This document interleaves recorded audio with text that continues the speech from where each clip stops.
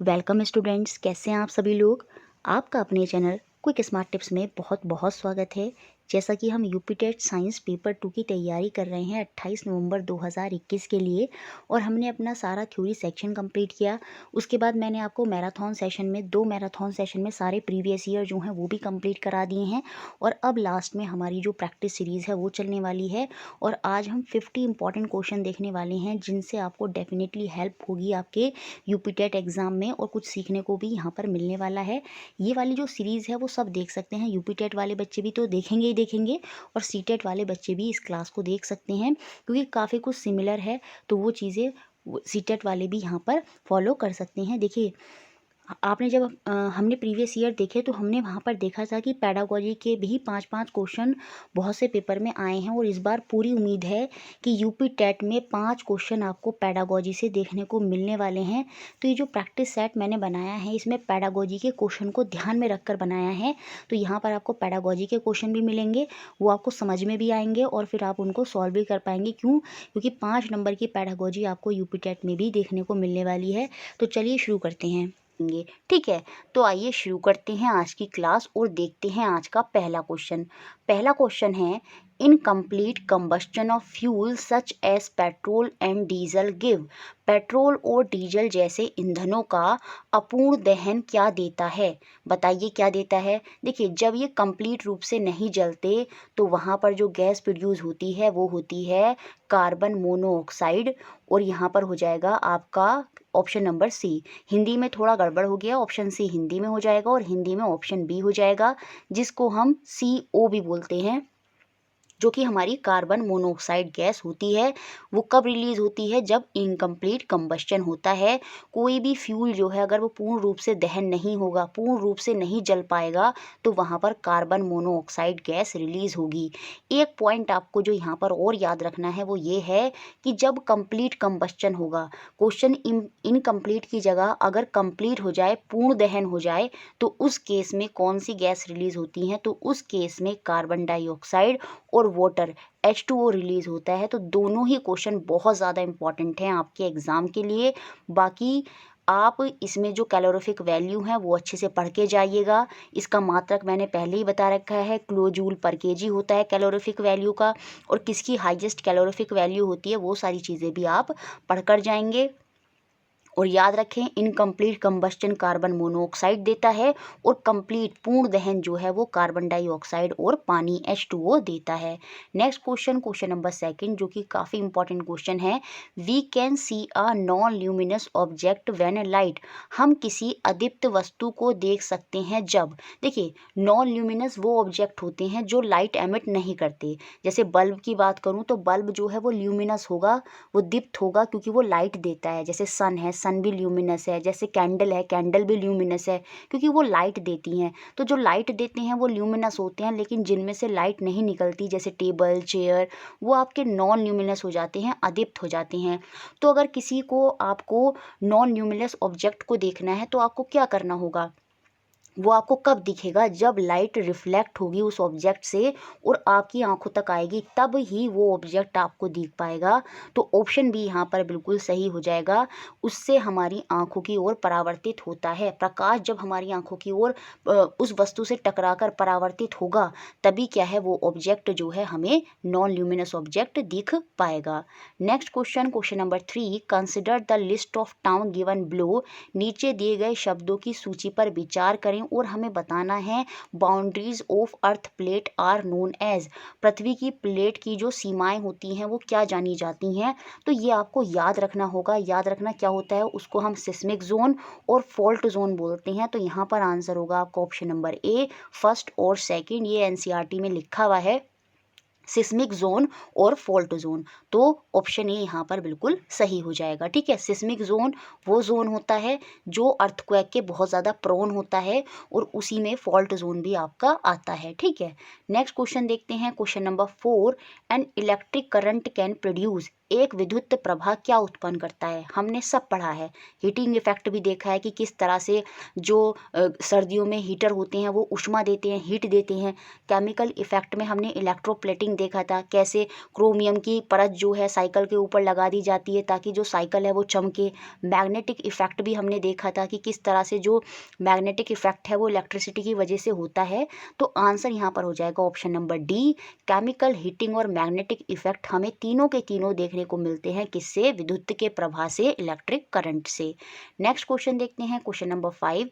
Electroplating से ही question आ गया और बहुत इंपॉर्टेंट क्वेश्चन है कि हम किस मेटल का यूज़ करते हैं to make object appear shining. Electroplating यही होता है, जब हम एक मेटल के ऊपर दूसरे मेटल की परत चढ़ा देते हैं तो वो प्लेटिंग होता है। और उसमें हम किस ऑब्जेक्ट का यूज़ करते हैं वो हमें यहाँ पर बताना है चमकाने के लिए। तो आंसर यहाँ पर सीधा सा हो जाएगा ऑप्शन नंबर बी, क्रोमियम का यूज़ करा जाता है किसी भी धातु को चमकाने के लिए, शाइन करवाने के लिए। Next question, question number 6। A list of medium is given below. कुछ माध्यमों की सूची हमें दी गई है, हमें बताना है कि जो साउंड होती है, जो ध्वनि है, वो इनमें किस में से गमन जो है वो कर जाएगी, ट्रैवल कर जाएगी। देखिए हमें पता है साउंड जो है वो वैक्यूम, निर्वात में ट्रैवल नहीं करती, स्पेस में ट्रैवल नहीं करती। क्यों? क्योंकि साउंड को प्रोपोगेट कराने के लिए, ध्वनि को संचरित कराने के लिए आपको किसी ना किसी पार्टिकल की, मॉलिक्यूल्स की ज़रूरत होगी। और वैक्यूम में कोई मॉलिक्यूल्स नहीं होते, जिसकी वजह से साउंड जो है वो ट्रैवल नहीं करेगी। तो जो साउंड ट्रैवल करेगी वो वुड में करेगी, एयर में करेगी और वाटर में करेगी। तो आंसर यहाँ पर हो जाएगा फर्स्ट, सेकेंड एंड थर्ड, जो कि हमारा ऑप्शन नंबर सी में दिया है। वुड में आपने देखा भी होगा, जब हम छोटे थे हम क्या करते थे, स्कूल में टेबल के नीचे अपना कान रख लेते थे और नीचे से क्या होता था, उस पर आवाज़ करते थे और वो हम अपनी कानों में बहुत तेज़ सुनाई देती थी। तो साउंड जो है वो वुड, सॉलिड में तो बहुत अच्छे से ट्रैवल करती है। सबसे ज़्यादा जो साउंड ट्रैवल करती है ना वो सॉलिड में ही करेगी। ऑप्शन ऐसे भी आ सकता था कि बताइए सबसे ज़्यादा साउंड किस में ट्रैवल करेगी, वुड में, एयर में, वाटर में। क्योंकि वुड सॉलिड है, सॉलिड में साउंड पार्टिकल पास पास होती हैं तो साउंड बड़ी आसानी से ट्रैवल कर जाती है। उसके बाद लिक्विड में और सबसे लास्ट में एयर में। ठीक है, नेक्स्ट क्वेश्चन देखते हैं, question number 7। Which of the following statement are correct. कौन सा कथन सही है ये हमें बताना है। Sound is produced by vibration. ध्वनि कंपन द्वारा निर्मित होती है। बिल्कुल, जो पार्टिकल्स होते हैं, जो कण होते हैं, जो अणु होते हैं, वो आपस में टकराते हैं, जो वाइब्रेशन करते हैं और जिसकी वजह से ही ध्वनि जो है वो उत्पन्न होती है। ये बात बिल्कुल सही है। Sound require a medium for propagation. जी हाँ, ध्वनि के संचरण के लिए एक माध्यम की आवश्यकता ज़रूर होती है, अदरवाइज साउंड जो है ट्रैवल नहीं करेगी, जैसे कि वैक्यूम में। तो ये पॉइंट भी बिल्कुल सही है। Light and sound both require a medium for propagation. प्रकाश और ध्वनि दोनों को ही संचरण के लिए माध्यम की आवश्यकता होती है। तो ये पॉइंट सही नहीं होगा। लाइट जो है वो वैक्यूम में ट्रैवल कर जाती है, लाइट को मीडियम की ज़रूरत नहीं होती, जबकि साउंड को एक मीडियम की ज़रूरत होगी। तो ये पॉइंट हमारा गलत हो गया, क्योंकि ये कह रहा है कि दोनों को मीडियम चाहिए, लेकिन लाइट को मीडियम की ज़रूरत नहीं होती और मीडियम की ज़रूरत भी होती है। बिना मीडियम के भी और मीडियम के भी जो लाइट है वो ट्रैवल कर जाएगी। नेक्स्ट इसमें जो पॉइंट है वो है कि sound travel slower then light. ये बात भी बिल्कुल सही है।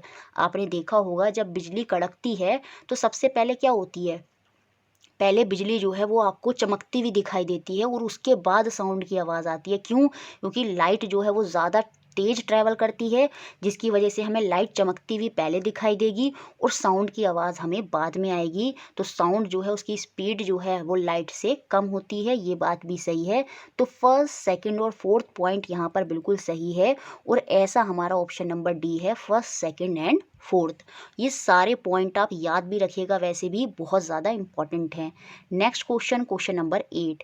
विच one of the following is most appropriate with reference to science and technology. विज्ञान और तकनीकी के विषय में हमें बताना है कौन सा सही पॉइंट है। तो मैं सीधा आंसर बता रही हूँ, ऑप्शन नंबर 3। साइंस जो होती है वो ओपन एंडेड है, मुक्त अंत है, इसका कोई अंत नहीं होता। यहाँ पर अलग अलग तरह के क्वेश्चन हैं, मतलब ये इसकी साइंस की तो कोई सीमा ही नहीं है। तो ये ओपन एंडेड है, लेकिन जो टेक्नोलॉजी होती है वो गोल ओरिएंटेड होता है, एक लक्ष्य उन्मुख होती है कि हमें एक फ़ोन को डेवलप करना है, हमें ये चीज़ करनी है। तो टेक्नोलॉजी जो है वो एक गोल ओरिएंटेड है, लेकिन साइंस जो है वो ओपन एंडेड है। तो ऑप्शन 3 यहाँ पर बिल्कुल सही है। Next question, question number 9, a teacher while teaching a concept frequently take feedback from the student. एक शिक्षिका संकल्पना पढ़ाते समय विद्यार्थियों की प्रतिपुष्टि लेती है, फीडबैक बहुत जल्दी जल्दी ले रही है। और मैंने पहले भी ये बहुत बार समझा दिया है, और ये क्वेश्चन मोस्ट इंपॉर्टेंट है सीटेट के लिए। इसे ही हम क्या बोलते हैं, फॉर्मेटिव असेसमेंट, रूपात्मक आकलन बोलते हैं। तो ऑप्शन 1 यहाँ पर बिल्कुल सही होगा। इसको हम असेसमेंट फॉर लर्निंग भी बोलते हैं, सीखने के लिए आकलन भी बोलते हैं। ये बात आप याद रखेंगे, ठीक है। इसमें क्या होता है, हम जल्दी जल्दी बच्चों का फीडबैक लेते हैं, उनकी कमियों का पता निकालते हैं। देखिए साइंस में हम कमियों का पता निकालेंगे और बाद में उनका निदान भी कर देंगे। तो असेसमेंट में आप साइंस में खाली ये मत समझिएगा कि कमियों का खाली पता लगाया जा रहा है। कमियों का पता साइंस में इसीलिए लगाया जा रहा है ताकि उन्हें दूर करा जा सके, ठीक है। तो साइंस में और सीडीपी में थोड़ा सा अंतर हो जाएगा इन चीज़ों को लेकर। बाकी यहाँ पर आंसर होगा आपका option number 1। Next question, question number 10, ultrasound has frequency of vibration. पराश्रव्य ध्वनि के कंपनों की आवृत्ति कितनी होती है, ये हमें यहाँ पर बताना है। तो जो पराश्रव्य ध्वनि होती हैं, अल्ट्रासाउंड होती हैं, उनकी रेंज होती है option number C, above 20,000 hertz. क्यों, देखिए 3 तरह से आपकी फ्रीक्वेंसी होती हैं यहाँ पर साउंड की। एक होती हैं इंफ्रासोनिक।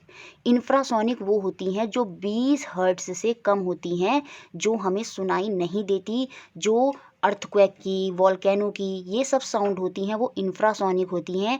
और एलिफेंट और व्हेल जो होते हैं वो इस साउंड को सुन लेती हैं।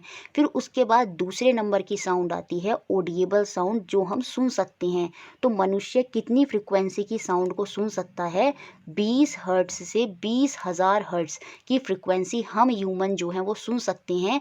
तो इस तरह से भी क्वेश्चन बन जाएगा, 20 से लेके 20,000 हर्ट्ज की फ्रीक्वेंसी जो है वो ह्यूमन सुन सकता है। बाकी जो अल्ट्रासाउंड होती हैं, जो मेडिकल वगैरह में यूज़ होते हैं, वो फ्रीक्वेंसी की रेंज अब 20,000 हर्ट्ज होती है, और उसको भी ह्यूमन जो है वो नहीं सुन सकता। लेकिन कुछ एनिमल जैसे कि कैट, डॉग और कुछ इंसेक्ट्स होते हैं, वो इस अल्ट्रासाउंड फ्रिक्वेंसी को सुन सकते हैं। तो क्लियर हो गया, 20 से कम वाली इंफ्रासोनिक होती है, 20 से 20,000 वाली हम ह्यूमन को सुनाई देती है, और 20,000 हर्ट्ज से ऊपर वाली आपकी पराश्रव्य अल्ट्रासोनिक होती है। नेक्स्ट क्वेश्चन देखते हैं, क्वेश्चन नंबर 11, जो कि काफ़ी इंपॉर्टेंट है। इस तरह का न्यूमेरिक आपको देखने को मिल सकता है आपके पेपर में। An object is vibrating eight 5 hertz, है ना। एक ऑब्जेक्ट जो है वो कंपन कर रहा है 5 हर्ट्ज से। What is the time period. तो मैंने काफ़ी बार फॉर्मूला बताया है, फ्रीक्वेंसी इज इक्वल टू, जो आपकी फ्रीक्वेंसी होती है वो क्या होती है, 1 टाइम पीरियड होती है। तो यहाँ पर हमें फ्रीक्वेंसी कितनी दे दी है, 5 हर्ट्ज दे दी है, और हमसे टाइम पीरियड पूछ रहा है। तो मैं इस टी को ऊपर ले जाऊँगी और फ्रीक्वेंसी को नीचे ले आऊँगी। तो यहाँ से जो टाइम पीरियड हो जाएगा वो 1/5 हो जाएगा, और मैं इसको सॉल्व करूँगी तो ये 0.2 बन जाएगा सेकेंड। तो आंसर यहाँ पर हमारा ऑप्शन नंबर बी हो जाएगा, 0.2 सेकेंड। बेसिकली आपको फॉर्मूला याद रखना है, क्योंकि फ्रीक्वेंसी क्वेश्चन में दे दी थी 5 हर्ट्ज, और टाइम पीरियड निकालने के लिए फॉर्मूला होता है time period is equal to frequency. Next question देखते हैं, क्वेश्चन नंबर 12, जो काफ़ी अच्छा क्वेश्चन है। एक लड़का रोल कराता है एक रबर बॉल को वुडन सरफेस पर, ठीक है। तो बॉल जो है शॉर्ट डिस्टेंस कवर करती है, और थोड़े समय बाद वो दूरी तय करने के बाद रेस्ट में आ जाती है, रुक जाती है। To make the same ball travel longer distance, वो चाहता है कि ये बॉल जो है वो ज़्यादा दूरी कवर करे, तो उसको क्या कर देना चाहिए। तो उसको ऐसा करने के लिए फ्रिक्शन, जो घर्षण है, उसको कम करना होगा। और वो कैसे कम होगा, जब वो स्प्रिंकल कर देगा talcum powder on the wooden surface. लकड़ी की सतह पर अगर वो पाउडर डाल देगा, छिड़क देगा, तो उससे क्या होगा, जो फ्रिक्शन है, घर्षण है, वो कम हो जाएगा, और जो बॉल है वो ज़्यादा दूरी कवर करेगी। तो ऑप्शन सी यहाँ पर बिल्कुल सही है। नेक्स्ट क्वेश्चन, क्वेश्चन नंबर 13, जो काफ़ी अच्छा क्वेश्चन है, और बहुत चांसेस हैं कि इस तरह का क्वेश्चन आपको देखने को मिल जाए। During dry weather while combing hair sometime we experience hair flying apart, the force responsible for this is. ज़्यादातर ये लड़कियों के बाल लंबे होते हैं और मोस्टली जब हम बाल बांधते हैं तो क्या होता है, कभी वो उड़ जाते हैं, उड़े उड़े से हो जाते हैं। तो वो यही पूछ रहा है कि ड्राई वेदर में जब हम कंघी करते हैं तो बाल हमारे उड़ने लगते हैं, तो वो क्यों क्यों होता है। तो वहाँ पर इलेक्ट्रोस्टैटिक फोर्स जो होती है वो काम करती है। और ऑप्शन हिंदी में थोड़ा सा बी हो जाएगा, इंग्लिश में आपका ऑप्शन नंबर सी होगा और हिंदी में ऑप्शन बी होगा, स्थिर विद्युत बल। तो ये क्या होता है, इसकी वजह से क्या होता है, जैसे कॉम्ब हैं और हेयर हैं, तो कॉम्ब के अंदर जो पार्टिकल्स हैं वो चार्ज हो जाएंगे, सेम ऐसे ही जो आपका हेयर है और कॉम्ब है दोनों के अंदर पार्टिकल चार्ज हो जाएंगे, जिसमें क्या होगा, पॉजिटिव नेगेटिव एक दूसरे को अट्रैक्ट करने लगेंगे या फिर रिपेल करेंगे, दूर जाएंगे, और वही आपका इलेक्ट्रोस्टैटिक फोर्स होता है। तो ऑप्शन सी या हिंदी में ऑप्शन बी यहाँ पर बिल्कुल सही है। नेक्स्ट क्वेश्चन देखते हैं, क्वेश्चन नंबर 14, जो काफ़ी इंपॉर्टेंट क्वेश्चन है। The most conspicuous visible change that occur in boy during puberty is. यौवन अवस्था में लड़कों में जो सबसे बड़ा परिवर्तन देखने को मिलता है वो क्या होता है। ऑप्शन ए यहाँ पर बिल्कुल सही होगा, डेवलपमेंट इन वॉइस बॉक्स, स्वर तंत्र का विकसित होना। उनकी आवाज़ ज़्यादा भारी हो जाती है और उनका जो लिरिंग्स होता है, जो कंठ होता है, वो थोड़ा बाहर की तरफ को निकल जाता है और उसे ही हम एडम एप्पल बोलते हैं। तो याद रखिए, यही पुबर्टी में लड़कों के अंदर सबसे बड़ा चेंज देखने को मिलता है और उसको हम क्या बोलते हैं, एडम एप्पल। याद रखिएगा ये पॉइंट भी। Next question, question number 15, aquatic animal in which fertilization occur in water are said to be। जलीय जंतु जिनमें निषेचन पानी में होता है वो क्या कहलाते हैं। मैंने पहले ही बता दिए हैं पहली वाली वीडियो में, दो तरह के एनिमल होते हैं, एक होते हैं विवीपोरस जो बच्चों को जन्म देते हैं, और ओवीपोरस वो होते हैं जो अंडे देते हैं। तो एक्वाटिक एनिमल भी ओवीपोरस होंगे। उसमें क्या होता है, बेसिकली एनसीईआरटी में फ्रॉग जो मेंढक है उसके बारे में बताया गया है कि किस तरह से मेंढक अपना फर्टिलाइजेशन करता है। जो फीमेल मेंढक होती है, फीमेल फ्रॉग होती है, वो अंडा रिलीज करती है और उसके बाद जो मेल फ्रॉग होता है वो अपना स्पर्म रिलीज करता है और वो पानी में तैरते रहते हैं और फिर वो तैरते तैरते कहाँ पर आ जाते हैं, उस एग के आप ऊपर आ जाते हैं और वहाँ पर वो फर्टिलाइजेशन हो जाता है। तो ये इंटरनल फर्टिलाइजेशन नहीं हो रहा, ये कैसे हो रहा है, ये बाह्य फर्टिलाइजेशन हो रहा है और अंडे के थ्रू हो रहा है, तो इसलिए ये ओवीपोरस होगा विद एक्सटर्नल फर्टिलाइजेशन। तो ऑप्शन नंबर बी यहाँ पर बिल्कुल सही है, अंड प्रजनक जिनमें जो निषेचन है वो आपका बाह्य होता है, तो ऑप्शन बी सही है। Next question, question number 16, match करना है कॉलम 1 को कॉलम 2 से।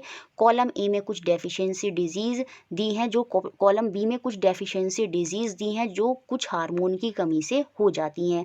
सबसे पहले तो यहाँ पर सबसे आसान है इंसुलिन डायबिटीज़, जो हमारा कौन सा ग्लैंड की वजह से रेस्पॉन्सिबल होता है, वो हमारा ग्लैंड, सॉरी हाँ पैनक्रियाज भी तो हमारा एक ग्लैंड ही है। हाँ, तो पैनक्रियाज अग्नाशय की वजह से होता है इंसुलिन की कमी और वहाँ पर फिर डायबिटीज़ हो जाती है।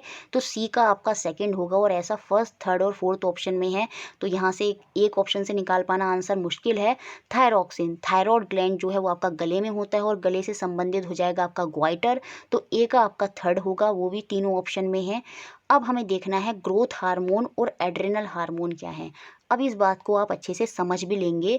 ग्रोथ हार्मोन की कमी से जो हमारा पिट्यूटरी ग्लैंड, मस्तिष्क में सबसे छोटी ग्रंथि, सबसे छोटा ग्लैंड हमारे ब्रेन में होता है, वो होता है पिट्यूटरी ग्लैंड, और वहाँ से हार्मोन रिलीज होता है ग्रोथ हार्मोन जो हमारी वृद्धि में मदद करता है। और अगर वो सही अमाउंट में रिलीज नहीं होता तो हम ग्रोथ हमारी जो है वो नहीं हो पाती और बोनापन जैसी बीमारी हो जाती है, ड्रॉफिज्म हो जाता है। तो ग्रोथ हार्मोन आपका 4 से कनेक्ट होगा और ऐसा ऑप्शन नंबर 4 है। तो यहाँ पर जो आंसर होगा वो आपका ऑप्शन नंबर 4 ही होगा, ए का थर्ड, बी का फोर्थ, सी का सेकंड, और एड्रिनल हार्मोन आपके सॉल्ट के लवण असंतुलन हो, जो है ना, जो सॉल्ट का इम्बैलेंस हो जाता है वो भी एड्रिनल हार्मोन की वजह से ही होता है। तो ऑप्शन 4 यहाँ पर बिल्कुल सही है। नेक्स्ट क्वेश्चन देखते हैं, क्वेश्चन नंबर 17, एंट स्ट्रिंग कंटेन एसिड, चींटी के डंक में कौन सा अम्ल होता है। बहुत ही आसान है, ऑप्शन नंबर डी यहाँ पर बिल्कुल सही है, फॉर्मिक एसिड होता है। अब आप क्या करेंगे, कमेंट बॉक्स में बताएंगे टार्ट्रिक एसिड किस किस में होता है, लैक्टिक एसिड किस में होता है, ऑक्सैलिक एसिड किस में होता है, ये भी कमेंट बॉक्स में बताएंगे, मैलिक एसिड किस में होता है, ये भी कमेंट बॉक्स में बताएंगे, और साथ में मुझे ये भी बताएंगे कि अनियन जो प्याज होती है उसमें कौन सा एसिड होता है, वो सब भी कमेंट बॉक्स में आप मुझे लिखेंगे। चलिए अनियन का मैं बता देती हूँ। सल्फ्यूरिक एसिड जो है वो अनियन में होता है। बाकी आपको जितने भी एसिड पता है कि किस किस में होते हैं वो आप कमेंट बॉक्स में लिखेंगे। Next question, question number 18, which one is least reactive, निम्न में से कौन सा न्यूनतम अभिक्रियाशील है। रिएक्टिविटी टेबल पिछली वीडियो में जो 50 टॉप क्वेश्चन की इससे पहले वाली वीडियो थी उसमें मैंने टेबल पूरी आपको बताई थी, ताकि कहा भी था मैंने स्नैपशॉट आप खींच लें वहाँ पर। तो उसमें हमने देखा था सबसे नीचे प्लैटिनम होता है, तो प्लैटिनम तो ऑप्शन में है नहीं। उसके ऊपर क्या लिखा था, गोल्ड, इसका मतलब, और उससे ऊपर क्या था, सिल्वर। तो सिल्वर से भी कम रिएक्टिव कौन होता है, वो गोल्ड होता है। तो यहाँ पर जो आंसर हो जाएगा वो आपका ऑप्शन नंबर डी हो जाएगा। नेक्स्ट क्वेश्चन देखते हैं, question number 19, a successful science teacher is one who, एक अच्छा विज्ञान शिक्षक वह है जो, सीधा आंसर बताती हूँ, ऑप्शन नंबर सेकंड यहाँ पर आंसर होगा, develop inherent capabilities of student. एक अच्छा विज्ञान शिक्षक वही तो है जो बच्चे के अंदर छुपी हुई काबिलियत जो है उनको बाहर निकालेगा। क्योंकि बच्चों के अंदर बहुत सारी वो होती है, क्रिएटिविटी होती है, हर बच्चा खोजी होता है, लेकिन टीचर उसको बाहर नहीं निकाल पाते, जिससे बच्चा जो है साइंस की तरफ जो है इंटरेस्ट जो है उसका वो नहीं बन पाता। तो बेसिकली साइंस टीचर का यही उद्देश्य होना चाहिए, जो बच्चे के अंदर अंतर्निहित योग्यताएं हैं उनका विकास करना, उनको बाहर निकालना। तो ऑप्शन सेकंड यहाँ पर बिल्कुल सही है। Next question, question number 20, how will you find creative student in a class, किसी कक्षा में सृजनशील छात्रों की पहचान कैसे करेंगे। By giving them mathematical question, बिल्कुल नहीं। कोई एक बिग फार्मूला रटने के लिए दे दिया, नहीं। खाली पैराग्राफ पढ़ने के लिए बोल दिया, नहीं।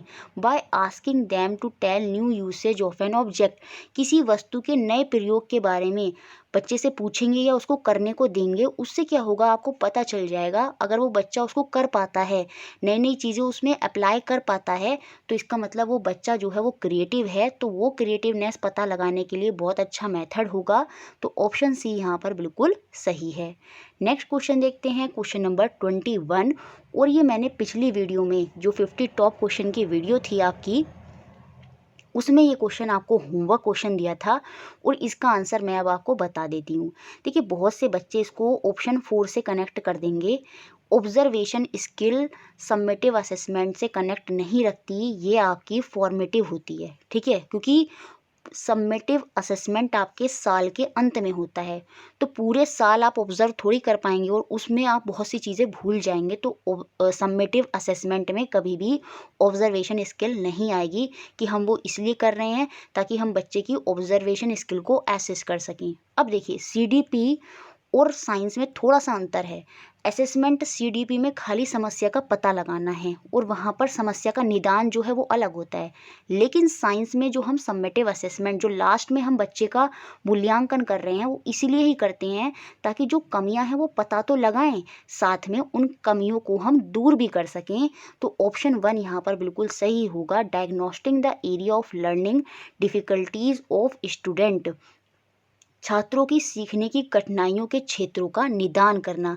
अब बच्चे निदान को असेसमेंट से कहेंगे कि दोनों अलग चीज़ें हैं, वो सीडीपी में अलग हैं, लेकिन साइंस में हम असेसमेंट इसीलिए ही करते हैं बच्चे का मूल्यांकन या आकलन हम इसलिए ही करते हैं ताकि जो बच्चे की कमियां हैं वो हम दूर कर सकें। तो ऑप्शन 1 यहाँ पर बिल्कुल सही है। Next question, question number 22, in human being after fertilisation the structure which get embedded in the wall of uterus is, बहुत अच्छा क्वेश्चन है। निषेचन के पश्चात जो महिलाएं होती हैं उनके गर्भाशय की भित्ति में जो अंतःस्थापित होता है वो क्या होता है, वो आपका भ्रूण होता है, एम्ब्रियो होता है। देखिए मेल और फीमेल गैमेट से जाइगोट बनता है, और जाइगोट भी आपका सिंगल सेल होता है, बार बार बोल रही हूँ, जाइगोट भी सिंगल सेल होता है। लेकिन जब वो जाइगोट यूट्रस में जाता है तो वो तब तक क्या बन जाता है, वो आपका भ्रूण बन जाता है, एम्ब्रियो बन जाता है। और एम्ब्रियो जो होता है वो आपका मल्टी सेलुलर होता है, तब वो आपका बहुकोशिकीय हो जाता है, ठीक है। तो ऑप्शन बी यहाँ पर बिल्कुल सही है। Next question, question number 23, after fertilisation the resulting cell which give rise to new individual is the. निषेचन के पश्चात जो कोशिका नए जीव को उत्पन्न करती है वह क्या होता है। देखिए, फर्टिलाइजेशन के बाद जो न्यू इंडिविजुअल डेवलप होता है वो आपका जाइगोट होता है और बाद में जाकर वो आपका क्या बन जाता है, एम्ब्रियो बन जाता है। तो फर्टिलाइजेशन के बाद जो सेल रिलीज होता है वो क्या होता है, वो आपका जाइगोट होता है। तो आंसर यहाँ पर ऑप्शन नंबर डी होगा। ठीक है, नेक्स्ट क्वेश्चन देखते हैं, question number 24, identify the correct statement. यहाँ पर हमें सही कथन को बताना है। Tissue is a group of dissimilar cell. ऊतक असमान कोशिकाओं का समूह है, ये बात गलत है। टिश्यू के अंदर सिमिलर टाइप ऑफ सेल होंगे, जितने भी सेल होंगे वो एक ही तरह के होंगे, तो ये बात तो हो गई गलत। An organ consist of similar cell, ये बात भी गलत है, क्योंकि ऑर्गन के अंदर, अंग के अंदर टिश्यू के अलग अलग कॉम्बिनेशन मिलेंगे और हर टिश्यू के अंदर देखिए यहाँ पर राउंड हो गए, यहाँ पर क्या हो जाएंगे, चपटे वाले सेल हो जाएंगे। तो यहाँ पर जब ये सबसे मिलकर आपका एक ऑर्गन बन रहा है तो ऑर्गन के अंदर तो फिर अलग अलग तरह के सेल हो जाएंगे और ये कह रहा है सिमिलर सेल होते हैं, तो ये बात भी क्या है आपकी गलत है। Vacuoles are not found in plant cell. पादप कोशिकाएं में रिक्तियां नहीं होती, ये बात भी गलत है। वैक्यूल्स जो होते हैं वो प्लांट सेल में होते हैं, प्लांट सेल में काफ़ी बड़े होते हैं और एनिमल सेल में जो वैक्यूल्स रिक्तिकाएं होती हैं वो छोटे होते हैं। नेक्स्ट जो डी है यही यहाँ पर सही है। Prokaryotes do not have nucleus. जो प्रोक्रियोट्स होते हैं उनमें केंद्रक नहीं होता, उनमें डिसिमिलर होता है, तो जिसकी वजह से वहाँ पर न्यूक्लियस मेम्ब्रेन नहीं होती, जिसकी वजह से जो केंद्रक है वो सही से नहीं होता। They do not have proper nucleus, जैसे कि बैक्टीरिया, तो वो प्रोक्रियोट्स होते हैं जिनमें न्यूक्लियस नहीं होता और वो आपके सिंगल सेल होते हैं। तो ऑप्शन डी ही यहाँ पर बिल्कुल सही है। नेक्स्ट क्वेश्चन, क्वेश्चन नंबर 25, यहाँ पर कॉम्बिनेशन दिया है और हमें बताना है कौन सा प्राणी कोशिका, एनिमल सेल का कॉम्बिनेशन है। देखिए, मैंने बहुत बार बता दिया है और ये क्वेश्चन बहुत इंपॉर्टेंट है। सेल वॉल जो होती है वो प्लांट सेल में होती है, एनिमल सेल में नहीं होती, तो पहला और दूसरा ऑप्शन हो गए बाहर। सेम ऐसे ही जो क्लोरोप्लास्ट हरित लवक होता है ये भी प्लांट सेल में होता है, एनिमल सेल में नहीं होता, तो ये वाला कॉम्बिनेशन भी हो गया बाहर। तो आंसर आपका यहाँ पर क्या हो जाएगा, आंसर आपका ऑप्शन नंबर सी हो जाएगा।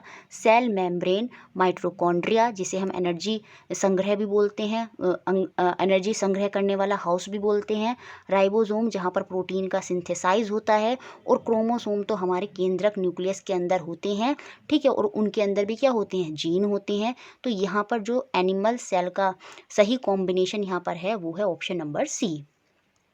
नेक्स्ट क्वेश्चन, क्वेश्चन नंबर 27, ये क्वेश्चन ये कह रहा है कि जब आप कोई जटिल चीज़ पढ़ा रहे हैं तो उस समय कौन सी विधि टीचर को यूज़ नहीं करनी चाहिए। जब आप कोई कॉम्प्लेक्स टॉपिक पढ़ा रहे हैं तो एज अ साइंस टीचर आप क्या रिकमेंड नहीं करेंगे।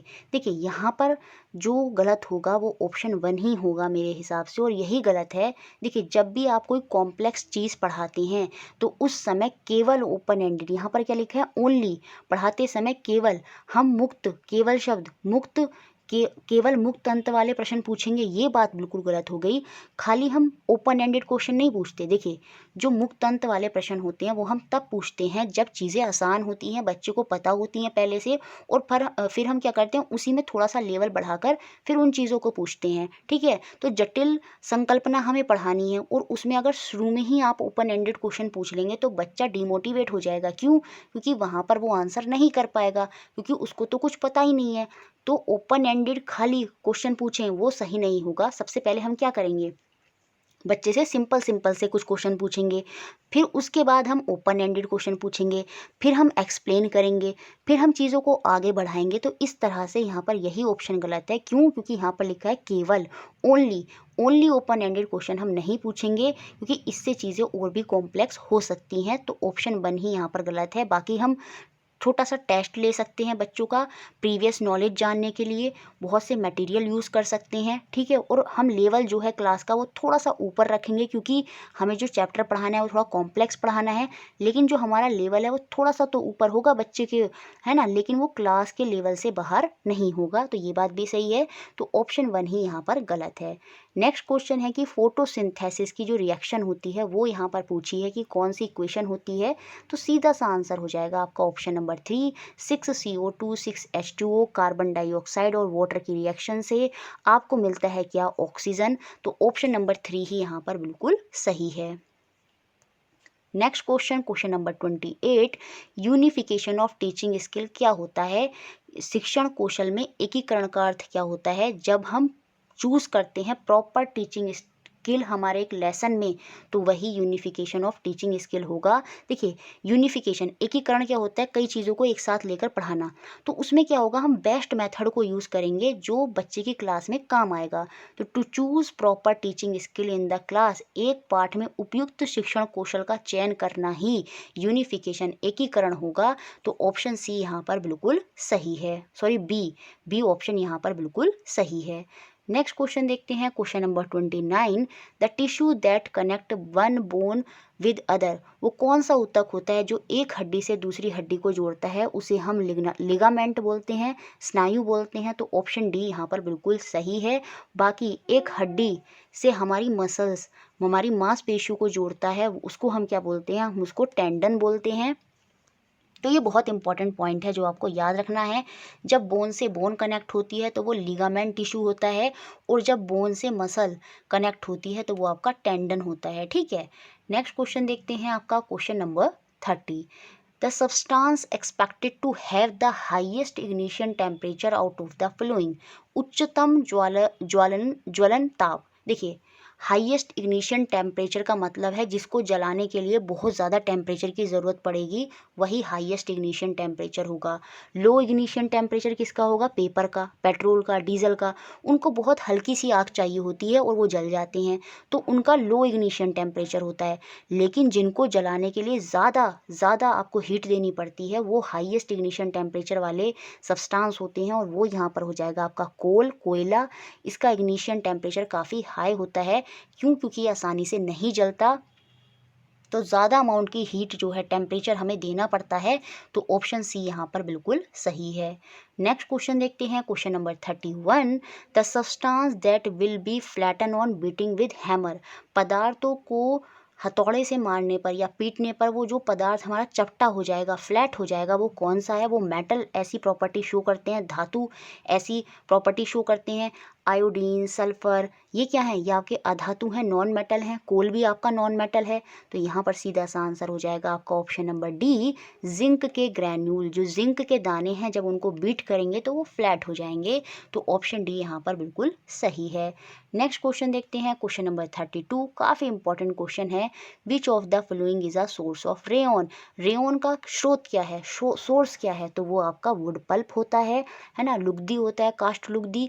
बाद में इसी को केमिकली रूप से रिएक्शन कराकर आगे चेंज करा जाता है। तो इसका जो मुख्य सोर्स है वो आपका वुड पल्प होता है। ठीक है, तो ऑप्शन सी यहाँ पर बिल्कुल सही है। नेक्स्ट क्वेश्चन, क्वेश्चन नंबर 33, जो आपका बहुत इंपॉर्टेंट क्वेश्चन है। प्रॉब्लम सॉल्विंग मेथड साइंस में बहुत ज़्यादा इंपॉर्टेंट है। तो इसके स्टेप फिर से पूछ सकते हैं, या कोई सा एक स्टेप मिस कर देगा, या कोई दूसरा स्टेप उसमें डाल देगा किसी और चीज़ का, और फिर आपसे पूछेगा कि कौन सा स्टेप नहीं है, कौन सा स्टेप है। तो आपको पता होना चाहिए, प्रॉब्लम सॉल्विंग में सबसे पहले हम प्रॉब्लम का पता लगाते हैं, उसके बाद हम परिकल्पना करते हैं, हाइपोथेसिस करते हैं, और उसके बाद जो हम परिकल्पना की है उससे रिलेटेड जो डेटा है वो कलेक्ट करते हैं, और उसके बाद हम टेस्टिंग करते हैं हम अपनी परिकल्पना की, और फिर हम अपने रिजल्ट पर पहुंच जाते हैं। तो यही 5 स्टेप होते हैं प्रॉब्लम सॉल्विंग के। सबसे पहले हमने प्रॉब्लम का पता लगाया, तो सबसे पहले सी आ जाएगा। उसके बाद हमने परिकल्पना करी, फिर बी आ जाएगा। उसके बाद हमने डेटा को कलेक्ट करा, जो परिकल्पना में हमने सोचा कि हमें क्या क्या चाहिए होगा, वो डेटा कलेक्ट करा, और उसके बाद हमने उसको टेस्ट करा, जो हमारी इमेजिनेशन है, जो हमें सॉल्यूशन मिला है उस प्रॉब्लम का, और उसके बाद हम किसी रिजल्ट पर पहुंच जाते हैं। तो ऑप्शन नंबर सेकंड यहाँ पर बिल्कुल सही है। याद रखिएगा, प्रॉब्लम सॉल्विंग में ऑब्जर्वेशन नहीं आता, हम ना ही प्रॉब्लम को टुकड़ों में बांट रहे हैं, ये सारी चीज़ें इसमें नहीं आती। सिंपल से ये 5 स्टेप होते हैं जो आपको याद रखने हैं। ठीक है, next question, question number 34, for an effective discussion in class 7 on the topic why smoke rise up. जो स्मोक है वो ऊपर क्यों उठता है, साइंस टीचर है, इसका डिस्कशन करना है, तो कौन सा इफ़ेक्टिव डिस्कशन होगा ये हमें बताना है। डिस्करेज क्वेश्चन ड्यूरिंग डिस्कशन, चर्चा के दौरान कम प्रश्न पूछने चाहिए, बिल्कुल गलत। साइंस में तो क्वेश्चन जो है सबसे ज़्यादा इंपॉर्टेंट होता है, क्योंकि बच्चे की क्यूरियोसिटी को हमें सेटिस्फाई करना होता है। Provide a common platform to the learner, बच्चों को एक समान मंच देना, बिल्कुल सभी बच्चों को एक समान मंच देंगे तो ये बात तो बिल्कुल सही होगी। Acknowledge learner response to sustain their interest, जी हाँ, बच्चों की जो रुचि है उसको बनाए रखने के लिए उनकी प्रतिक्रियाओं को स्वीकार करेंगे। वो जो चीज़ें कर रहे हैं हमें उनको एक्सेप्ट करना होगा, ताकि उनका जो इंटरेस्ट है वो बना रहे, उनको डिमोटिवेट हम नहीं करेंगे। Summarise and assess the learner idea at the end of discussion, ये बात भी सही है। चर्चा के अंत में हम बच्चों के जो विचार हैं उनका सारांश करते हुए आकलन करेंगे। कोई चीज़, किसी निष्कर्ष पर तो हम पहुँचेंगे ना डिस्कशन के बाद, तो ये चीज़ भी होगी। तो यहाँ पर जो आंसर हो जाएगा वो हो जाएगा आपका पहले को छोड़ के बाकी सारे हो जाएंगे बी, सी और डी, तो ऑप्शन सेकंड यहाँ पर बिल्कुल सही है। Next question, question number 35, how could learning be made more meaningful for student of class 7 by the teacher while teaching the topic save water, शिक्षक द्वारा कक्षा 7 के बच्चों को पानी बचाओ विषय का अधिगम को किस प्रकार अधिक सार्थक बनाया जा सकता है, इस टॉपिक को कैसे मोर इंटरेस्टिंग बना सकते हैं, ये हमें बताना है। कौन सा लर्निंग मेथड यहाँ पर ज़्यादा अच्छा होगा। Asking student to design poster नहीं, ऐसे लिखना नहीं, नहीं कंडक्टिंग क्विज नहीं, ये इंटरेस्टिंग नहीं बताएंगे। इंटरेस्टिंग क्या बनाएंगे, जहाँ पर बच्चे खुद से कार्य करेंगे, एक्टिवली पार्टिसिपेट करेंगे। तो asking student to interview people in their colony about water consumption and carry out water audit, तो बच्चों को हम बोलेंगे कि आप अपनी कॉलोनी में जाओ, वहाँ पर पता लगाओ कि कैसे पानी की खपत हो रही है ना, किस तरह से लोग पानी को बचा रहे हैं। तो उसमें क्या होगा, एक तो बच्चे का जो इंटरेस्ट है वो ऑटोमेटिक जग जाएगा और बच्चे बहुत ही अच्छे से ये चीज़ें करेंगे। तो ऑप्शन नंबर सी यहाँ पर बहुत ही अच्छा फिट होता है साइंस के लिए, ठीक है। Next question, question number 36, which among the following question would be an open ended question, नीचे दिए गए प्रश्नों में से कौन सा मुक्त अंत वाला प्रश्न है, ये हमें बताना है। बहुत इंपॉर्टेंट क्वेश्चन है ये वाला, तो आप इसको अच्छे से देख लें। Why do we slip on a banana peel, हम केले के छिलके पर क्यों फिसल जाते हैं, तो सभी बच्चों का एक सा आंसर होगा, क्योंकि वहाँ पर फ्रिक्शन, जो घर्षण है वो कम होता है। तो ये तो आपका ओपन एंडेड नहीं है, ठीक है। What would happen if a force of friction cease to exist, ये ओपन एंडेड है। यदि घर्षण बल ना हो तो क्या होगा, तो यहाँ पर सभी बच्चे एक सा आंसर नहीं देंगे, सबके आंसर अलग अलग होंगे। कोई कहेगा कोई चीज़ चलती रहेगी, कार कभी नहीं रुकेगी, हर बच्चे का अपना अलग अलग आंसर होगा। तो ऑप्शन नंबर बी जो है वो ओपन एंडेड है। बाकी why it is easier to roll a barrel on the slide than on its a flat surface, किसी भी सामान को लुढ़काने में ज़्यादा आसानी से वो चला जाता है फ्लैट ले जाने की बजाय, क्यों, क्योंकि वहाँ पर फ्रिक्शन कम हो जाता है। Why do bark curved on the road prevents skidding, ढालू जो वक्र हैं सड़कों पर फिसलने से किस प्रकार बचाते हैं, तो इन सब के एग्जैक्ट आंसर होंगे। लेकिन जो ऑप्शन नंबर बी है यहाँ पर मल्टीपल आंसर होंगे और यही आपका ओपन एंडेड होगा, जहाँ पर बहुत सारे आंसर होते हैं और कोई भी फिक्स आंसर वहाँ पर नहीं होता, वही आपका ओपन एंडेड होता है। तो नेक्स्ट क्वेश्चन देखते हैं, क्वेश्चन नंबर 37, मैच करना है फिर से हमें कॉलम 1 और कॉलम 2 को। ऐसा क्वेश्चन आ सकता है तो बहुत ध्यान से इसको करें। टार्ट्रिक एसिड हमें किस में मिलता है, अनराइप मैंगो में, ग्रेप्स में, उन सब में टार्ट्रिक एसिड होता है। तो फर्स्ट का ए का आपका थर्ड होगा। कैल्शियम हाइड्रोक्साइड को हम क्या बोलते हैं, लाइम वाटर, ये जो होता है वो हमारा कैल्शियम हाइड्रोक्साइड ही होता है, बिल्कुल सही। फॉर्मिक एसिड जो होता है वो हमने अभी देखा था पीछे क्वेश्चन में, आंट के स्ट्रिंग में होता है। सोडियम हाइड्रोक्साइड जो है वो आपका बेस है, एक क्षारक है जो हमारा सोप में यूज़ होता है। और लैक्टिक एसिड जो है वो हमारा दूध, जितने भी दूध से रिलेटेड सब्सटेंसेस होते हैं, दूध दही, उनमें आपका लैक्टिक एसिड होता है। तो ए का आपका क्या होगा, ए का तो हो जाएगा थर्ड, ठीक है। बी का क्या हो जाएगा आपका फिफ्थ, बी का फिफ्थ ये रहा, ठीक है। और सी का क्या हो जाएगा आपका 4 ये रहा, और डी का आपका क्या हो जाएगा फर्स्ट, तो वो ऑप्शन 1 में है। तो आंसर जो होगा वो आपका क्या हो जाने वाला है यहाँ पर, ऑप्शन 1। याद रखिएगा सोडियम हाइड्रोक्साइड और कैल्शियम हाइड्रोक्साइड दोनों बेस हैं, दोनों क्षारक हैं। कैल्शियम हाइड्रोक्साइड को हम लाइम वाटर भी बोलते हैं और सोडियम हाइड्रोक्साइड जो है वो हमारा सोप साबुन में पाया जाता है। Next question, question number 38, the gas release during the preparation of bread is, देखिए चाहे ब्रेड की प्रिपरेशन हो, चाहे हम श्वसन करें। अनएरोबिक रेस्पिरेशन में हमने पढ़ा था ना कि जो ईस्ट होता है वो अनएरोबिक रेस्पिरेशन करता है ब्रेड के अंदर, और वहाँ पर क्या रिलीज़ करता है, वो आपका कार्बन डाइऑक्साइड तो रिलीज़ करेगा ही करेगा, है ना। और साथ में हमने देखा था अल्कोहल भी रिलीज़ करता है। तो कौन सी गैस रिलीज़ होती है प्रिपरेशन ऑफ ब्रेड में, क्योंकि वहाँ पर ईस्ट इन्वॉल्व होता है, जो रिलीज़ करता है क्या, आपका कार्बन डाइऑक्साइड। तो ऑप्शन बी यहाँ पर बिल्कुल सही है। नेक्स्ट क्वेश्चन देखते हैं, क्वेश्चन नंबर 39, जो काफ़ी बहुत मतलब ये कहेंगे, काफ़ी नहीं कहेंगे, बहुत अच्छा क्वेश्चन है और इम्पोर्टेंट है। फिनोफ्थलीन, यहाँ पर तो मैंने सिंपल से कर दिया है, लेकिन कभी कभी बहुत टफ करके दे देता है क्वेश्चन, बड़ा सा बना देगा। लेकिन याद रखिए घबराना नहीं है, उसका सॉल्यूशन बहुत ही सिंपल है। जब भी फिनोफ्थलीन की बात आ जाए, ये एक सूचक है, ये एक इंडिकेटर है, प्राकृतिक नहीं है, कृत्रिम इंडिकेटर है, ठीक है। अब इसको टेस्ट यूज़ करते हैं हम ये टेस्ट करने के लिए कि कौन सा सब्सटेंस हमारा एसिड है या बेस है। देखिए जो फिनोफ्थलीन होते हैं वो एसिड के साथ रिएक्शन नहीं करते, वहाँ पर वो कलरलेस रहते हैं। लेकिन जो फिनोफ्थलीन का सॉल्यूशन है, जिसको हम फिनोफ्थलीन को इंडिकेटर की तरह जब हम यूज़ कर रहे हैं, तो जो बेस का सॉल्यूशन है उसको वो पिंक कर देता है। तो याद रखिए जो फिनोफ्थलीन है वो बेस के साथ पिंक हो जाते हैं और एसिड के साथ कलरलेस रहते हैं। सेम ऐसे ही सॉल्ट के साथ, जैसे यहाँ पर क्या दे देगा, आपका कोई एक सॉल्ट दे देगा और आपसे पूछेगा क्या सॉल्ट के साथ फिनोफ्थलीन रिएक्ट करता है, नहीं, वहाँ पर भी वो कलरलेस रहेगा। अब एसिड की जहाँ जगह यहाँ पर HCl दे सकता है, तो उस केस में भी कलरलेस रहेगा। बेस की जगह अभी हमने पीछे देखे थे आपका सोडियम हाइड्रोक्साइड, कैल्शियम हाइड्रोक्साइड, वो सारे आपके क्षारक हैं, बेस हैं, उनके केस में फिनोफ्थलीन क्या देगा, पिंक कलर देगा। और आपका NaCl जो आपका सोडियम क्लोराइड है, ये एक सॉल्ट है, इसके केस में भी ये कलरलेस रहेगा। चाहे आपका शुगर का सॉल्यूशन हो, उस केस में भी वो कलरलेस ही रहेगा। तो फिनोफ्थलीन खाली बेस सॉल्यूशन के साथ उसका कलर चेंज कर देता है, और वो क्या कर देता है, पिंक कर देता है, गुलाबी कर देता है। तो ऑप्शन डी यहाँ पर बिल्कुल सही है। नेक्स्ट क्वेश्चन, क्वेश्चन नंबर 14, जो बहुत इंपॉर्टेंट क्वेश्चन है। कुछ इसी तरह का क्वेश्चन 2019 के पेपर में भी बना था। देखिए लास्ट टाइम पे 1-2 दिन पहले मैं 2019 का जो पेपर था, जो पिछली बार पेपर आया है, उसको एक बार फिर से सॉल्व करा दूंगी, ताकि जो चीज़ें हैं, क्योंकि काफ़ी कुछ चीज़ें प्रीवियस ईयर के जो लास्ट टाइम में आया होता है उससे रिपीट हो जाती हैं, तो वो चीज़ भी हम कर लेंगे। विच of the following statement is incorrect, कौन सा कथन गलत है, यहाँ पर हमें ये बताना है। देखिए जो आर्टरीज होती हैं, जो धमनी होती हैं, और ये हमने काफ़ी बार बताया है कि जो ऑक्सीजन वाला ब्लड होता है उसको हमारे हार्ट से बॉडी के अलग अलग पार्टों में लेकर जाती हैं, ये बात सही है। और जो वेन्स होती हैं, जो शिराएं होती हैं, वो जो कार्बन डाइऑक्साइड वाला ब्लड होता है उसको हमारे डिफरेंट पार्ट से लाकर कहाँ लाती हैं, हमारे हार्ट, हमारा जो हृदय है वहाँ पर वापस लाती हैं, ठीक है। तो ये दोनों पॉइंट तो सही हैं। Veins and arteries have thick elastic wall, यही पॉइंट यहाँ पर गलत है।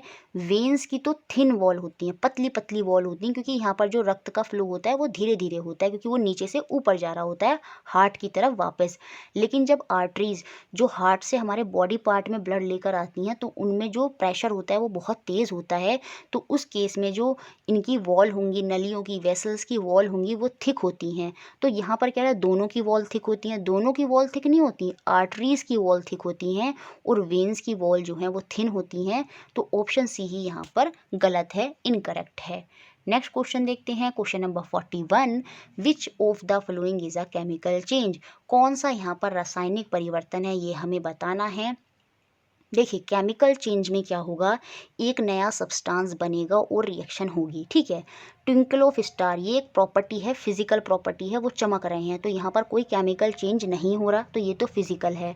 कटिंग ऑफ फ्रूट को हमने सिर्फ काट दिया, उसकी अवस्था, उसकी शेप में हमने चेंज कर दिया, अवस्था में नहीं, सॉरी, उसकी शेप में चेंज कर दिया, तो वो भी उसका फिजिकल प्रॉपर्टी है। केमिकल चेंज तो कुछ नहीं हुआ यहाँ पर। बॉइलिंग ऑफ वाटर, इसमें हमने क्या करा, उसकी अवस्था, उसकी स्टेट को बदल दिया, जो पानी था वो भाप बन गया, ठीक है। अगर उसको ढक्कन से ढक देंगे तो वो पानी फिर से रह जाएगा, तो ये भी आपका फिजिकल चेंज होता है, याद रखिएगा, केमिकल चेंज नहीं होगा। लेकिन कुकिंग ऑफ वेजिटेबल, इसमें क्या होगी, कच्ची वेजिटेबल आपकी पक जाती हैं, तो वो आपका केमिकल चेंज होगा। ऑप्शन नंबर बी यहाँ पर बिल्कुल सही है। और केमिकल चेंज में ज़्यादातर चीज़ों को हम वापस नहीं कर सकते, जैसे दूध से आपने दही बना दिया, तो दही से आप दूध नहीं बना सकते, तो वो आपका एक केमिकल चेंज ही है, ठीक है। नेक्स्ट क्वेश्चन, क्वेश्चन नंबर 42, जैसे पिछली बार आपका पोलर बियर से क्वेश्चन आया है, हो सकता है इस बार आपको पेंगुइन से क्वेश्चन मिल जाए। एनसीईआरटी में पेंगुइन की भी बात हुई है, तो हमें बताना है कौन सा स्टेटमेंट गलत है पेंगुइन के बारे में। ठीक है, डायग्राम में मैंने आपको पेंगुइन दिखा भी दी हैं। दे हडल टुगेदर, वो झुंडों में एक साथ रहती हैं। जी हाँ, बिल्कुल बात सही है, वो झुंडों में एक साथ रहती हैं। दे कैन नॉट स्विम, यही बात यहाँ पर गलत है। ये तो बहुत अच्छा स्विम करती हैं, काफ़ी गहराई तक स्विम कर लेती हैं, तो यही स्टेटमेंट यहाँ पर गलत है। बाकी option number C, they have webbed feet, देखिए यहाँ पर मैंने दिखा भी दिए हैं, जो इनके फीट होते हैं वो वेब्ड होते हैं ताकि वो आसानी से स्ट्रेट खड़ी हो सकें। तो इनके जो फीट हैं वो वेब्ड होंगे इस तरह से, जैसे जाल होता है तो कुछ इस तरह से वेब्ड फीट इनके होते हैं। ये बात बिल्कुल सही है। They have stream lined body, इनका शरीर सुडोल होता है, ये बात भी सही है। तो यहाँ पर जो पॉइंट गलत था वो ऑप्शन बी था, दे कैन नॉट स्विम। चारों पॉइंट याद रखिएगा ध्यान में, जो पेंगुइन होती हैं वो स्विम करती हैं, तो यहाँ पर ऑप्शन बी ही गलत था। बाकी सब आप अच्छे से इसका स्नैपशॉट खींच लीजिएगा। ठीक है, नेक्स्ट क्वेश्चन, क्वेश्चन नंबर 43, बहुत इंपॉर्टेंट क्वेश्चन है। इसी तरह का क्वेश्चन मिल सकता है आपको। ये कह रहा है यहाँ पर एक्स जो है 3 थर्मामीटर, ये इसकी वजह से आने से नीचे वाला थर्मामीटर छुप रहा है, एक बार आप देख लीजिएगा। ये वाला जो थर्ड नंबर पर तो थर्मामीटर दिया है इमेज में, वो भी आपका टेम्परेचर नापने के लिए होता है जब आपको बुखार वगैरह हो जाता है। और पहला वाला जो थर्मामीटर है वो भी आपका बॉडी का टेम्परेचर नापने के लिए ही होता है। तो ये यहाँ पर यही कह रहा है, इस पिक्चर में 3 थर्मामीटर दिए गए हैं, तो हमें बताना है किससे तो हम बॉडी का टेम्परेचर मेज़र करेंगे और किससे हम पानी, बॉइलिंग वाटर को मेज़र करेंगे, उबलते हुए पानी को मेज़र करेंगे। तो जो थर्मामीटर पहला है और तीसरा थर्मामीटर है, जो हमारा फर्स्ट और थर्ड थर्मामीटर है, इनको तो हम बॉडी टेम्परेचर मेज़र करने के लिए यूज़ करते हैं। आजकल इलेक्ट्रिकल थर्मामीटर आते हैं नहीं, और पहले तो हमारे ये क्लिनिकल थर्मामीटर हुआ ही करते थे जिनमें मरकरी होती है, पारा होता है। ठीक है, और जो ये दूसरे नंबर का थर्मामीटर है ये आपका बॉइलिंग टेम्परेचर को मेज़र करने के लिए होता है, बड़ा सा थर्मामीटर होता है और इसकी रेंज ज़्यादा होती है। लेकिन जो क्लिनिकल थर्मामीटर होता है, चलिए इसकी रेंज मैं नहीं बता रही हूँ, आपको कमेंट बॉक्स में मुझे बताना है अब क्या, कि जो क्लिनिकल थर्मामीटर होता है इनकी रेंज कितनी होती है, और ये जो बॉइलिंग थर्मामीटर होते हैं जिनको हम लेबोरेटरी थर्मामीटर, प्रयोगशाला थर्मामीटर भी बोलते हैं, इनकी रेंज कितनी होती है, ये आप कमेंट बॉक्स में लिखकर बताएंगे। ठीक है, तो यहाँ पर जो आंसर है वो आपका हो जाएगा option number A. Next question देखते हैं, क्वेश्चन नंबर आपका 44 क्या कह रहा है। देखिए ये बड़ा सा क्वेश्चन है, लेकिन ये क्वेश्चन इतना भारी नहीं है, तो घबराना नहीं है। पेडागोजी का क्वेश्चन देख के उसको पढ़ना है और बस अपनी समझ के साथ उसको करना है। A teacher before beginning to teach digestion to class 6 student provide them with the outline diagram of human body and ask them to draw all part through which they think the food would travel from mouth when they eat. What could be the teacher purpose for asking the question. देखिए यहाँ पर कर क्या रही है teacher, teacher को एक topic पढ़ाना है पाचन, और उसको पढ़ाने के लिए टीचर ने क्या करा, बच्चों को एक पेपर दे दिया, रेखा चित्र दे दिया और कहा कि सभी अंगों को चित्रित करें जहाँ से भोजन जो है वो होकर गुजरता है। तो टीचर ऐसा क्यों कर रही है, टीचर ऐसा इसलिए कर रही है ताकि उसको ये पता लग जाए कि बच्चे को पहले से कितना आता है या कितना नहीं आता। देखिए यहाँ पर क्या ऑप्शन दिए हैं, to evaluate student drawing skill, drawing skill की तो कोई बात ही नहीं है साइंस में। ठीक है, याद रखना डायग्राम हम बनाते हैं वो बच्चे की चीज़ों को डीपली समझने के लिए, ना कि उसकी ड्राइंग स्किल को अच्छा करने के लिए। टू जज स्टूडेंट अंडरस्टैंडिंग, अभी तो टीचर सिर्फ जानने की कोशिश कर रही है कि बच्चे को कितना आता है या नहीं आता, तो जज तो नहीं कर रही। और फिर यहाँ पर लिख दिया ग्रेड, ग्रेड की तो हम बात करते ही नहीं है, बच्चों को ग्रेड में करेंगे। ठीक है, ग्रेड देना उनको, तो ग्रेड को तो साइंस में क्या पूरी पैडागोजी में ही गलत बताया गया है, मार्क्स और ग्रेड को, तो ऑप्शन बी भी गलत हो गया या सेकंड ऑप्शन गलत हो गया। To investigate student prior ideas related to human bodies and digestion so that the future teaching learning session can be accordingly planned, यही बात यहाँ पर सही है। टीचर यही देखना चाहती है, उनके जो पूर्व के विचार हैं उनकी पड़ताल करना चाहती है, ताकि जो आगे उसे शिक्षण का अधिगम करना है वो किस तरह से उसको ऑर्गेनाइज करना है, किस तरह से प्लान करना है, वो अच्छे से कर सके। वो ऐसा इसलिए ही कर रही है सिर्फ बच्चों की प्री नॉलेज को पता करने के लिए। तो ऑप्शन थर्ड ही यहाँ पर बिल्कुल सही है, तो यहाँ पर यही हमारा आंसर हो जाएगा। तो क्वेश्चन देखिए देखने में बड़ा था, लेकिन इसका आंसर यहाँ पर बताना बहुत ही आसान था। Next question, question number 45, which one of the following is a reason for a teacher to consciously introduce different stimuli in her lesson plan. ये कह रहा है कि वह कौन सा कारण है जिसकी वजह से एक टीचर को अपने लेसन प्लान पाठ योजना में अलग अलग स्टिमुली, अलग अलग उद्दीपनों को स्थान देना चाहिए। हमें जैसे कभी चार्ट यूज़ करना चाहिए, हमें कोई और मटेरियल यूज़ करना चाहिए, अलग अलग गैजेट का यूज़ करना चाहिए। गैजेट वर्ड यहाँ पर गलत होगा, अलग अलग मटेरियल्स का यूज़ करना चाहिए। जैसे साइंस में बहुत सी चीज़ें होती हैं, कोई स्ट्रक्चर ला कर दिखा दिया, तो इस तरह की चीज़ें अलग अलग स्टिमुली, उद्दीपनों का यूज़ करते हुए बच्चे को पढ़ाना चाहिए। तो वो ऐसा क्यों, इसके पीछे क्या कारण है? To address different learning style of student, विद्यार्थियों की विभिन्न अधिगम शैलियों को संबोधित करने के लिए ही टीचर ऐसा करती है। तो ऑप्शन नंबर सेकंड यहाँ पर बिल्कुल सही है। ठीक है, नेक्स्ट क्वेश्चन देखते हैं, क्वेश्चन नंबर 46। काफ़ी अच्छा क्वेश्चन है। देखिए यहाँ पर 3, a student exhibit the 3 trait ABC according to the 3 domain of personality, which one of the following is the correct sequence for the 3 different domain. ठीक है, एक विद्यार्थी निम्नलिखित 3 गुण ABC प्रदर्शित करता है व्यक्तित्व के तीनों क्षेत्रों के अनुसार। 3 अलग क्षेत्रों के लिए निम्नलिखित में से कौन सा सही क्रम है, ये हमें बताना है। देखिए ए में क्या कह रहा है, डज नॉट वेस्ट, ये कहा जा रहा है does not waste the water while using it, पानी का उपयोग करते हुए इसे बर्बाद नहीं करना चाहिए। ठीक है, तो ये गुण प्रदर्शित कर रहा है, तो ये इसका क्या व्यक्तित्व को दर्शाता है? तो यहाँ पर ये भावात्मक है ना, बच्चा इफेक्टिवली, यहाँ पर दिल से, मतलब जब इमोशन के साथ बच्चा कोई बात करता है तो वो आपकी भावात्मक होती है। तो यहाँ पर यही तो कह रहा है बच्चा कि पानी का हमें उपयोग सही से करना चाहिए, उसको बर्बाद नहीं करना चाहिए, क्योंकि वो इमोशनली उस चीज़ को समझ रहा है। तो यहाँ पर भावात्मक पक्ष बच्चे का कौन सा डोमेन शो हो रहा है? Effective development. यहाँ पर ये CDP का शब्द बार बार याद आता है, तो भावात्मक पक्ष जो है वो यहाँ पर हमें दिख रहा है। ठीक है, उसके बाद दूसरे नंबर पर पानी का रासायनिक सूत्र सही बताना। तो यहाँ पर बच्चा चीज़ें याद कर रहा है कुछ तरह से, तो वो मस्तिष्क, तो यहाँ पर बच्चे का संज्ञानात्मक कॉग्निटिव डेवलपमेंट की बात हो रही है। उसके बाद पानी के नमूने का आयतन सही मापना, accordingly measure the volume of a sample of water. तो यहाँ पर बच्चा कोई क्रिया कर रहा है, एक्टिविटी कर रहा है, तो वो उसका साइकोमोटर है, मनोगतिक है, यहाँ पर कोई एक्टिविटी हो रही है। तो यहाँ पर तीनों डोमेन कौन से हैं? पहले से तो हमें भावात्मक दिख रहा है बच्चे के अंदर, दूसरे में क्या हो रहा है, वो कुछ चीज़ याद कर रहा है, तो वो मस्तिष्क संज्ञानात्मक है, कॉग्निटिव है, और तीसरे नंबर पर कोई एक्टिविटी वो कर रहा है, तो वो आपकी साइकोमोटर हो जाएगी। और यही 3 इंपॉर्टेंट डोमेन होते हैं बच्चे के अंदर। तो ऑप्शन नंबर 1 यहाँ पर बिल्कुल सही है। आपका नेक्स्ट क्वेश्चन, क्वेश्चन नंबर 47, जो बहुत इंपॉर्टेंट क्वेश्चन है, the term that is used for the mode of nutrition in east mushroom and bread mould is, खमीर, मशरूम और ब्रेड मोल्ड में पोषण के तरीकों के इस्तेमाल किए जाने वाले के लिए हमें शब्द बताना है। ये क्या होते हैं? ये आपके मृतजीवी होते हैं, सैप्रोफाइट होते हैं।